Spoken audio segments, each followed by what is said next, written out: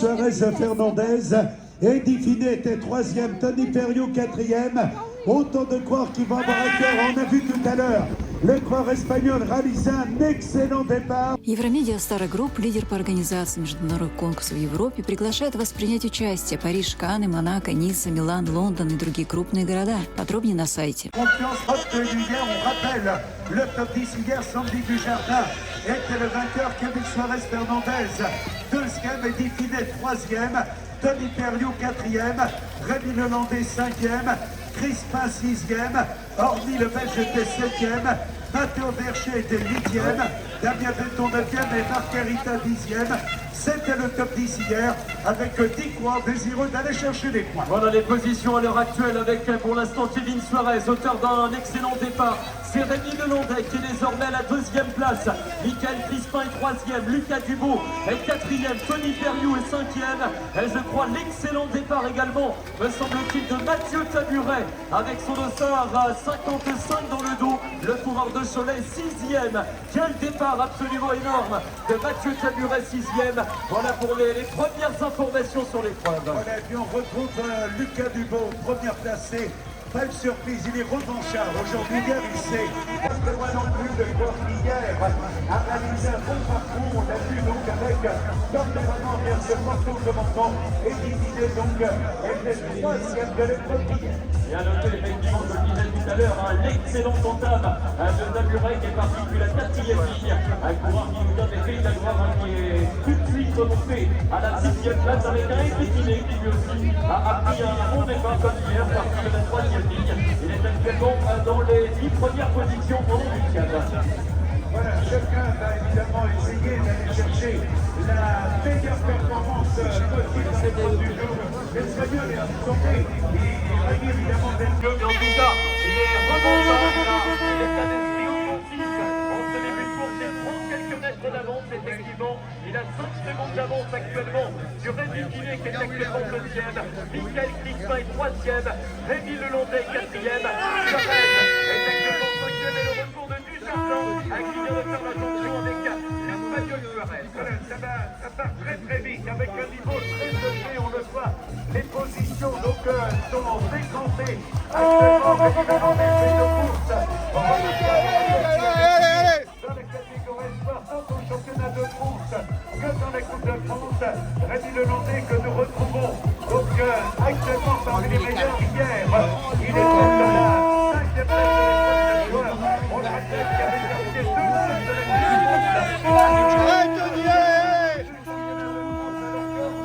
Le problème est toujours au moment éliminé. Le problème de l'équipe de Philippe revient à sa hauteur. Retour également de Michael Crispin. Voilà les trois hommes que nous avons au commandement. Rémi Lelandais n'est pas loin et peut faire la jonction. Rémi Lelandais fait de grosses dizaines de mètres alors qu'Orly ne relâche absolument rien. Le corbeil de jeter un coup d'œil derrière lui pour savoir où était Cérimon. C'est véritablement un combat de boxe à quoi on se rend coup pour coup. Et on surveille la remontée de Dujardin, vainqueur hier, qui est maintenant passé centième. Il a doublé l'Espagnol Suarez. On rappelle qu'il est parti relativement loin. Il était 20e à l'issue de la première ligne droite. Et c'est vrai que pour l'instant, il a réussi. Il est très courte poursuite, mais là, il roule aussi vite. Avec les meilleurs depuis l'entame de l'épreuve. Et Dujardin se rapproche mètre après mètre. Le top 10 est complété un petit peu plus loin par des garçons comme Tony Perriot, Matteo Bercher, Lucas Dubourg et Cyprien Gilles qui est actuellement 10e. Voilà, merci. Alors que je crois une lunette de c'est pas celle-là. Oh là là. Ah, c'est moi qui vais ouvrir la brocante à Scanbuck au mois de septembre. Donc, je l'ai créé avec Christian. Donc, retour, le premier tour a été couvert en 10. Fernandez est 8e à 31 secondes. Matteo Bercher est 9e à 39 secondes. Et à la 10e place, nous avons Nicolas Reculon avec un retard de 44 secondes. Ah, le gros effort du Belge Clément Orly avec sa combinaison à dominante de couleur blanche. Et le cycle BH sur le maillot, bien Orly est de retour sur les deux hommes de tête. C'est de nouveau un trio qui ouvre désormais les chemins de ce circuit de Kenneck avec les Orly et derrière de son sont pas loin. Elles sont toujours à 10 secondes environ avec Sandy Dujardin, Tony Perriou et Rémi Lelandais. Un trio en tête est pratiquement un... Il y a quelques cas se distinguer. Et dans le championnat de France l'année dernière, eh bien, Michael Prisma était 8e du championnat de France gagné par Clément Panturini devant Sonia Doubet, devant Joshua Dumont, David Menu et Lucas Dumont que nous avons là été 5e, alors que le vainqueur de l'épreuve hier, Sandy Dujardin, était 6e à Bagnolet. Ouais, pour l'instant, Sandy Dujardin, pu l'évoquer, son départ, non pas monté, mais un départ prudent de la part de Dujardin qui est un petit peu loin pour le moment. Course, promet d'être spectaculaire. Magnifique, évidemment, À quelle course Dujardin, donc, qui va paraître avec un retard de 20 secondes. Il sert à il rapide, seconde après seconde, avec une dernière Dujardin. L'excellent retour également avec la part de cette maison bleue, qui va exactement sous les yeux, avec un adversaire de recours, c'est le Rémi Lelandais. Toujours parfaitement dans le coup de l'Astorien, qui a évidemment absolument aucune envie de voir Michael Crispin revenir dans sa roue. Elle serait clairement la prochaine jonction à laquelle on pourrait assister, c'est celle entre le 2e et le 3e du jardin, n'est plus qu'à une poignée de secondes de Crispin. Voilà, effectivement, lorsqu'il est passé devant nous, Sandy Dujardin apercevait devant lui la silhouette au maillot. Donc voilà, d'ailleurs, l'écart n'est plus que de 4 ou 5 à 10 longueurs, à peu près. Donc, Michael Crispin de la Charrière, il a bien envie de rester. Lui qui a été sur le podium des championnats du monde, des champions du monde, et c'est en même temps peut-être la possibilité de se rapprocher de la tête pour conserver la première place. Sandy Dujardin doit impérativement terminer parmi les 2 premiers de l'épreuve du jour, étant donné que Edith Cercle de la Coupe de France, pour cela, impérativement, il doit être parmi les 2 premiers de l'épreuve. Et Edith Cercle, il y a 2 pouvoirs qui sont en train de remonter actuellement le téléphone parmi les premières positions et les côté gauche donc, du parcours et devant lui, et bien on retrouve donc le Landais, mais également le sport belge. Il y a tout à l'heure, il s'est relevé une dizaine de secondes plus tard. Elle a perdu du terrain et elle a effectivement perdu de nombreuses positions avec Clément Orville qui peut-être a perdu ses illusions de podium. voilà, il faut retenir donc le poste de dépannage, eh bien changement de vélo pour précipiter, on le voit la détermination, la volonté, 38 secondes, il est maintenant à 28 secondes, c'est lui qui a fait le tour le plus rapide, Kevin Suarez Fernandez. Ah, il a une trajectoire de course, c'est la course, c'est plus étonnant, effectivement, Kevin Suarez Fernandez, capable de réussir un premier tour très rapide, et ensuite de rétrograder à la 10e place. Le voici le retour des 200 numéro 1, le vélo Kevin Suarez, il est plus qu'à 10 secondes du podium. Voilà, qui a été remonté exactement la même position. Eh bien, à terre, donc c'est pour retrouver à terre, bien évidemment, il y a eu un technique négatif, évidemment, donc psychologique. Le petit continue de combattre, évidemment, éliginé actuellement la 3e place pour le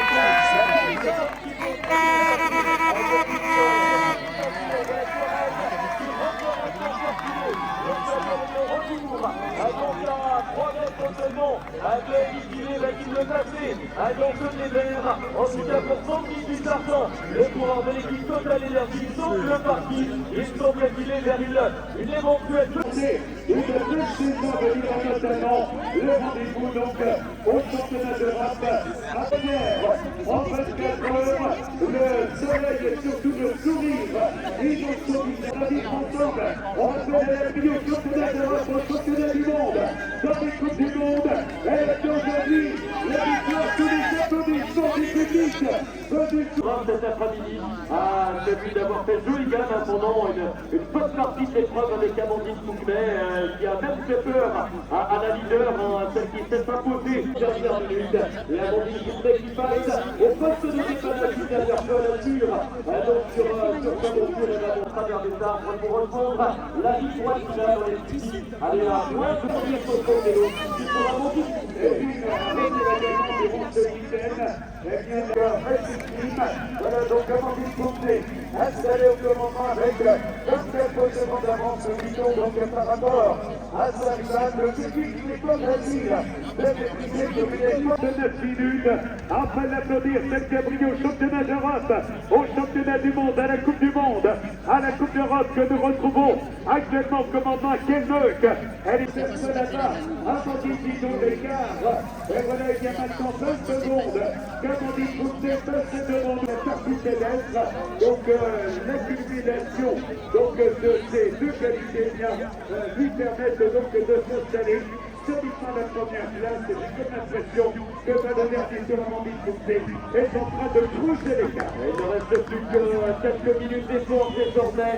12 fois 50 minutes dans le week-end et évidemment sur un circuit aussi exigeant que celui de cette 43, ça marque les organismes. Et on aura à cœur évidemment dans ce dernier tour de toutes les saluer pour leur courage, leur détermination et le spectacle qu'elles ont fait procurer à l'épreuve.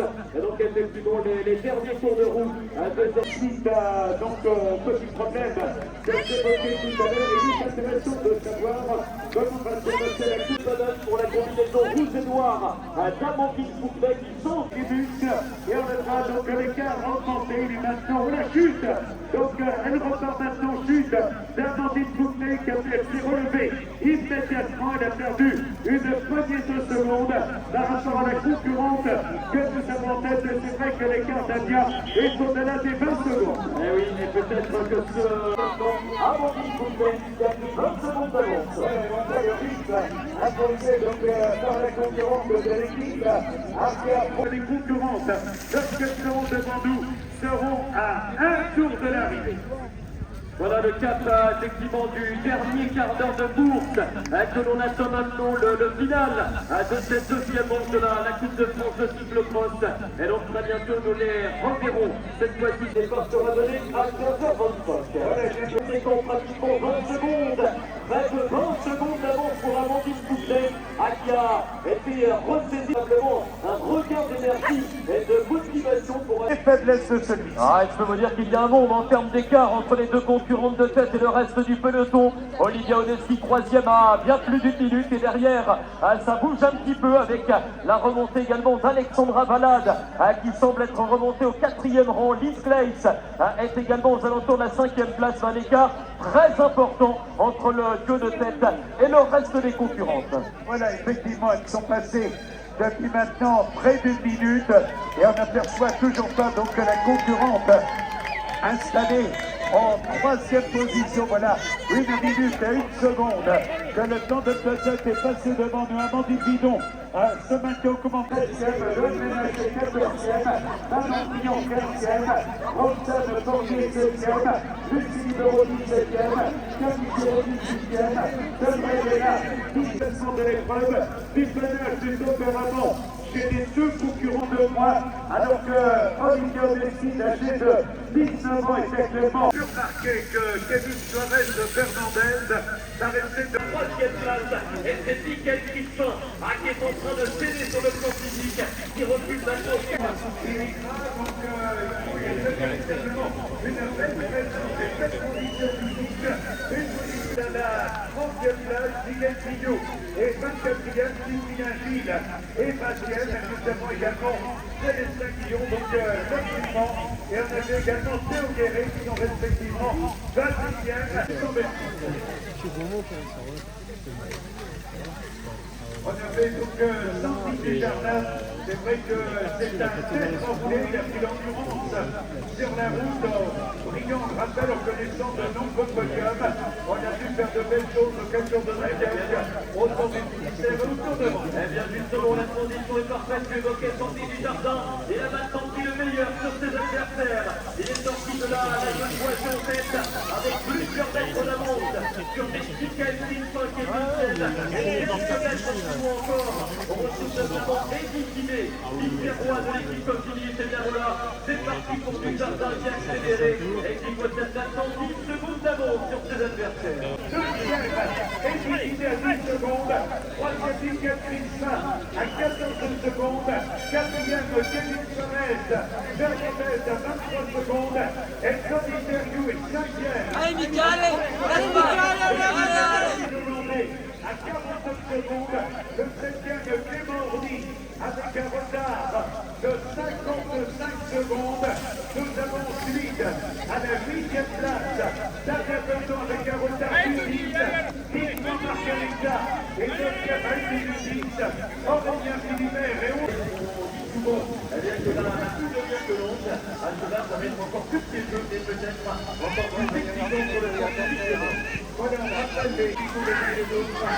Alors, on va faire la supérieure, c'est le dernier tour de circuit. Voilà, côté régionaux, représentation bien saturée, donc de Chili. Ah oui, Daniel. Allez, Romari, allez, allez, allez, allez.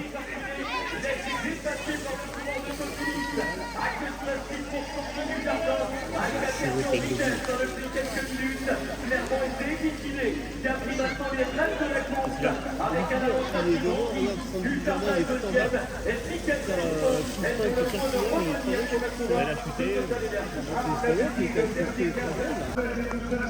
Donc, les grands partenaires de l'épreuve avec le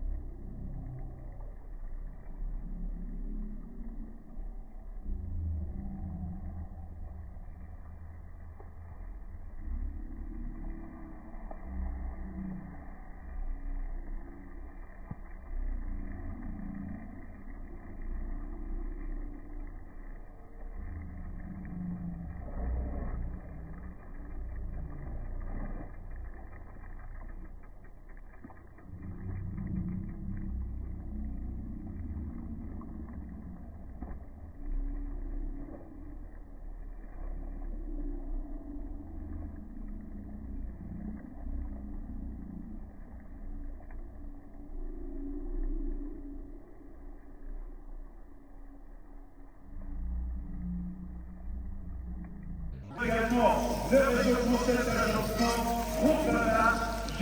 minutes et il va falloir tenir une heure, c'est une heure d'effort total. Le cyclocross, il faut évidemment gérer parfaitement sa course, faire l'effort au bon moment et le début de course absolument faut auquel on assiste depuis quelques minutes va immanquablement laisser des traces. On est encore au début de la saison de cyclocross, on n'a pas véritablement tous les repères. Qui gagnera l'épreuve? C'est un grand point d'interrogation. Oh, le retour en boulet de canon, incendie du jardin qui vient de faire la jonction. Voilà, il est de retour. Il profite également d'un changement de vélo pour défiler, pour passer devant lui. Mais très clairement, ce sont trois coureurs que tu devrais apercevoir sur la ligne tout à l'heure. Et Non seulement est revenu sur les hommes de tête, mais tout de suite il s'est posé au commencement. C'est bien, Damien. Et lui calme sur le rythme. C'est bien, Damien. Vous, et la tête, regardez-moi. à la tête de la course, il y a deux coureurs qui maintenant pour le Portugal. Pour essayer de revenir aux avant-postes, ce sont bien entendu Tony Terriou et l'Espagnol Kevin Flores. Ces deux-là sont à quelques secondes. Il y a une dizaine de secondes qui les séparent du trio de tête actuellement. Sur le circuit de quelques carrefours. Mais pour le moment, ça ne revient pas. Il y a un gros effort de fait parmi le trio de tête. Toujours avec Dominique Dardin et Didier. Et Michael Dixon. Elle se moque très bien de retrouver notamment les équipes professionnelles dans les sous-bois. Comme résultat, il y a quelques secondes. Ça montre de nouveau la trêve de ces formations pour le cyclocross avec bien les deux pilotes. Donc la liberté à leur pouvoir de représenter leur sport professionnel. Aloïs Valentin est 20e, Guignanide, le 21e et Alain du jardin qui est le véritable poumon de ce trio de tête. Et c'est vrai que ce sont la guerre devant, une grosse bataille entre du jardin, Boulet et Crispin, et ça n'arrange pas les acteurs des contre-attaquants. L'écart est en train de monter, on a compté 19 secondes, dernier écart 19 secondes entre le trio de tête et le duo de contre-attaque, avec le débattant constitué avec Denis Perriou et l'Espagnol Kevin Flores. 19 secondes séparent ces deux groupes. Voilà, c'est vrai que les accélérations ont le pas, donc Sophie Dujardin a envie de faire le ménage, de manière ensuite à s'expliquer avec les deux classes qui l'accompagnent. Denis Perriou n'était pas loin, le toucher pouvait venir du port du Vélo Club Pays de l'Oudéac. À noter que Kevin Flores Fernandez a été un petit peu bien, un peu moins bien ensuite, et là il revient bien, il est revenu dans le top 5 avec une quinzaine de secondes de retard, et nous l'avons dit, le rythme extrêmement soutenu que nous avons depuis le début de la compétition peut nous avoir quelques surprises dans les derniers jours. On rappelle que lorsque les forces seront devant nous, il reste... Ça pourrait empêcher ces deux-là de rester au contact en tout cas. Ils sont un petit peu plus difficiles. Voilà, nous avons les supporters des uns et des autres qui suivent évidemment avec Pascal et votre atelier position troisième, Didier Margarita, quatrième, Tony Perriou, cinquième, Tony Lelandais, sixième, Francis Jardin, septième, Clément Guy, huitième, Kevin Flores Fernandez, quatorzième, Mathieu Berger, septième,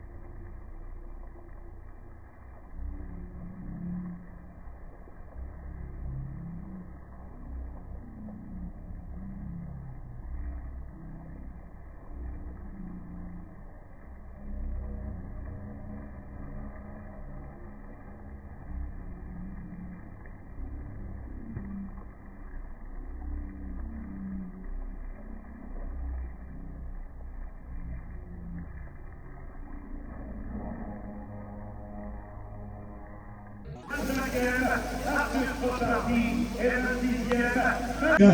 De Loust à Brocéliande, la région Bretagne, Harmonie Mutuelle, le Crédit Mutuel de Bretagne.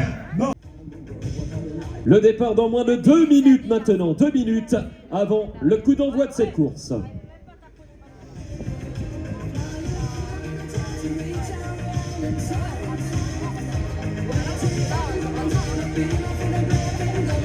Voilà la présence de plusieurs coureurs professionnels, hein, des maillots que vous reconnaissez également. Les cadeaux qu'attendent impatiemment nos 3 championnes qui vont rejoindre la 2e place.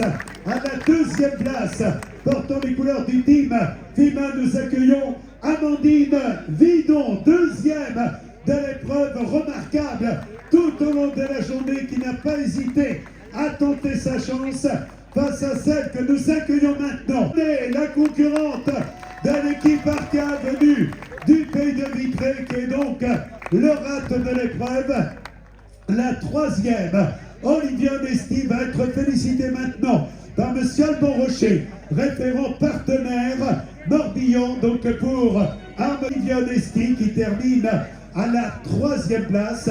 Voilà les félicitations d'Alban Rocher. La 2e de l'épreuve va être récompensée par M.